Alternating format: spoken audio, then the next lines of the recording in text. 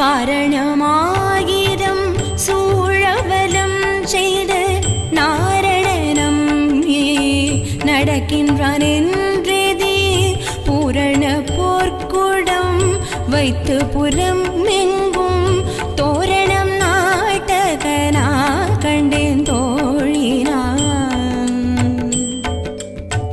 நாளை வதுவை மணம் என்று நாடிட்டு ஆளை கம்மைகு பரிசுடை பந்தற்கீழ் கோளரி மாதவன் கோவிந்தனின்